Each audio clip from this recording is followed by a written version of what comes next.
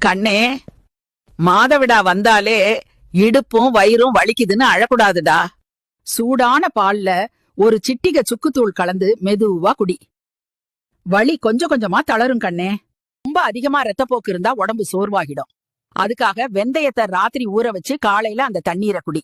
உடம்பு சமநிலைக்கு வர உதவும். இந்த நாட்கள்ல தலை சுத்துற மாதிரி இருந்தா ரத்தம் கொஞ்சம் குறைஞ்சிருக்கலாம். முருங்கைக்கீரை அடிக்கடி சாப்பிட்டா ரத்தம் மெதுவா கூடும் கண்ணே. சின்ன விஷயத்துக்கே கோபம் வருதுன்னா அது உன் தவறு இல்லடா, உடம்பு மாற்றத்துல இருக்கு. வெந்நீர்ல ஜீரகம் கொஞ்சம் சேர்த்து குடிச்சா மனம் சாந்தியா இருக்கும். முகம் கை கால் வீங்குற மாதிரி இருந்தா உப்பு அதிகமா சாப்பிடாதே.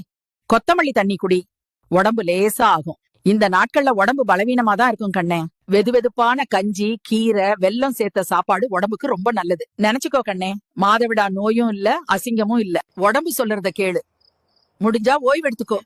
உனக்கு எது கஷ்டமா இருக்குன்னு பாட்டி கிட்ட கமெண்ட்ல சொல்லுடா.